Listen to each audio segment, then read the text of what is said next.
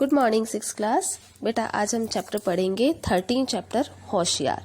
इस चैप्टर में एक माँ जो है वो अपने संतान के प्रति कैसी सजग और चिंता का भाव दर्शाती है ये बताया है। तो चैप्टर स्टार्ट करें। सड़क पर गाड़ियों से होशियार रहना, नाले में मत गिर जाना। ओ माँ, मैं तो सिर्फ दुकान जा रहा हूँ तुम्हारे लिए डबल रोटी लेने।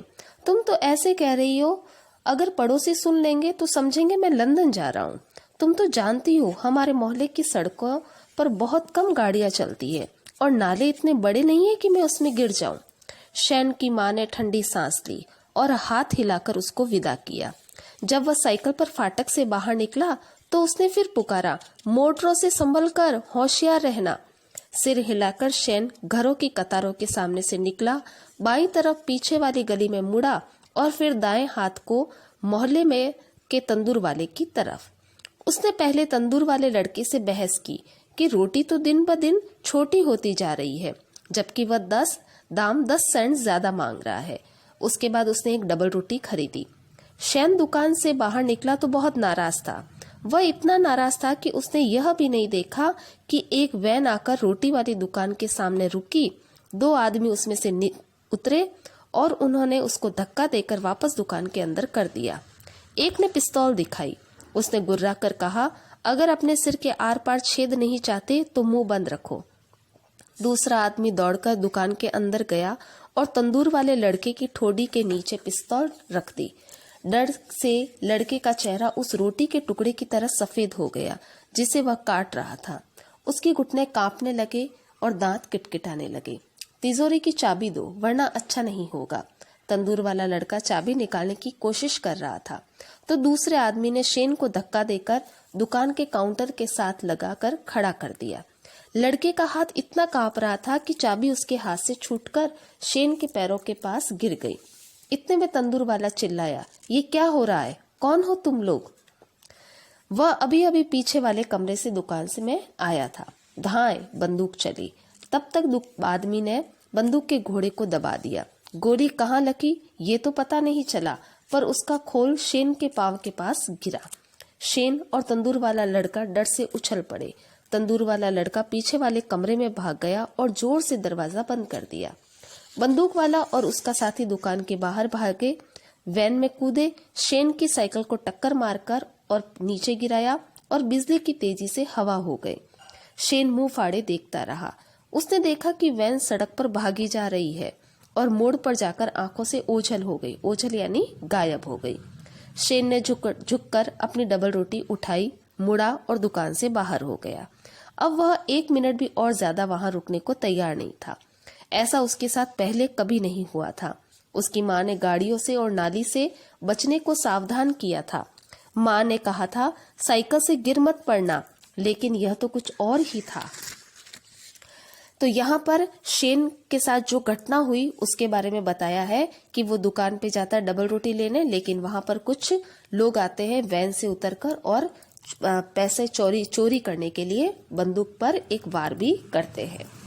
वह अपनी साइकिल तक दौड़ा और जब उसका पिच का टायर देखा तो गुस्से से चीख पड़ा। वैन उसके ऊपर से निकल गई थी। अब वह अपनी माँ को क्या बताएगा? उसको साइकिल उठाकर ले जा आते देखेगी तो उसकी जान निकल जाएगी। खैर, घर तो जाना ही था। वह घर पहुंचा। 5 सेकंड तो उसकी माँ के मुंह से आवाज ही नहीं निकली। वह घबराई हुई आवाज में बोली, ओ शेन, तुम किसी गाड़ी से टकरा गए? तुम साइकिल से गिर पड़े? तुम नाली में गिर पड़े? तुम? माँ चुप भी रहो माँ, मुझको समझाने दो। मैं बहुत सावधान हूँ, मोटरों से संभल कर गया, अपना बहुत बचाव किया, लेकिन आखिर में तंदूर वाली दुकान में फंस गया। उसकी माँ रोने लगी। हाय मेरा बेटा, मेरा बेचारा शेन, हाय। गंभीर चेहरे से शेन ने रोटी वाला हाथ बढ़ाया। माँ ने रोटी ले ली। उसकी एक अंगुली रोटी में बने छेद में घुस गई। अरे यह क्या? उसने चौंक कर पूछा। रोटी की ओर घूर कर देखा। बंदूक की गोली में बना छेद। जब बंदूक गलती से छूट गई थी तो गोली रोटी में लगी थी।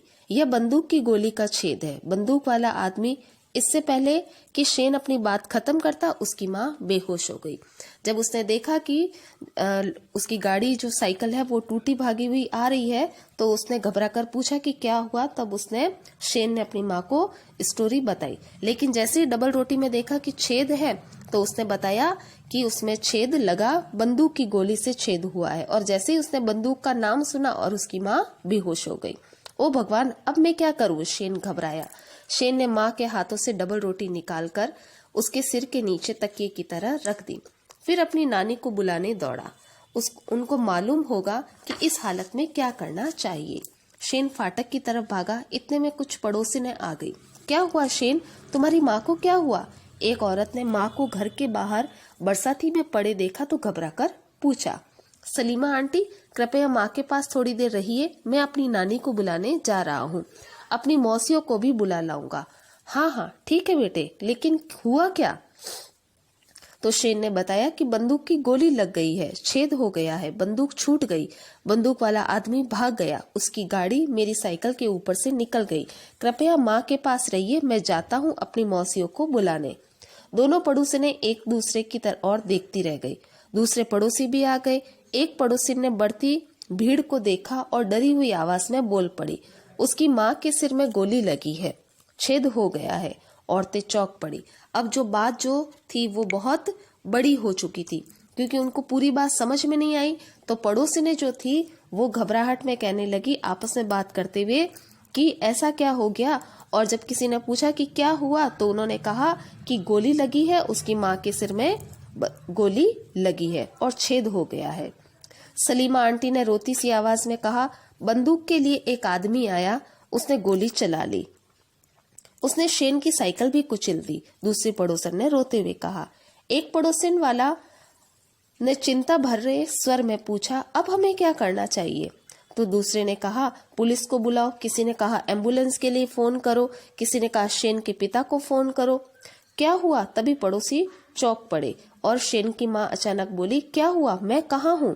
तो किसी ने पड़ोस में कहा कि हिलना मत, बिल्कुल नहीं, तुम्हारे सिर में गोली लगी है, छेद हो गया है। श्रीमती लिन पुलिस को फोन करने गई है, एम्बुलेंस आ रही है। तभी शेन की माँ ने कहा, पुलिस की कोई जरूरत नहीं है, मुझे एम्बुलेंस नहीं चाहिए, गोली मेरे सिर में नहीं लगी, डबल रोटी में लगी है, छेद डबल रोटी में हुआ है। उसने उन हाथों को झटक दिया जो उनको थामे हुए थे और खड़ी हो गई। श्रीमती चेन, सलीमा आंटी, बाला, श्रीमती लिन और सारे पड़ोसी चौंक गए। एक ने रोटी उठाकर देखा, सचमुच उसमें गोली का छेद था, आर पार सचमुच की गोली। लेकिन डबल रोटी पर किसने गोली मारी? डबल रोटी को कोई क्यों गोली मारेगा? इतने में शेन आ गया। ओ माँ, ठीक हो तुम? नानी तो घर में है नहीं, सारा घर बंद पड़ा है। हुआ क्या था शेन, क्या हुआ? उसकी माँ ने पूछा। अब इतनी सारी स्टोरी हुई, किसी ने गलत अंदाजा लगा लिया कि उसकी माँ को गोली लगी है और इस तरीके से भीड़ इकट्ठी हो गई। तभी उसकी माँ को होश आता है और वो बताती है कि गोली मुझे नहीं, डबल रोटी में लगी है। तभी शेन आता है और शेन कहता है कि नानी घर पर नहीं है और अच्छा हुआ आप ठीक है। तब शेन की माँ उससे पूछती है कि हुआ क्या था। तब शेन कहता है, तुम बैठ जाओ माँ, बैठ जाओ, मैं बताता हूँ। शेन ने सारा किस्सा सुनाया। उसकी माँ ने दूसरी स्त्रियों ने कई बार आश्चर्य और डर से सांस अंदर खींची।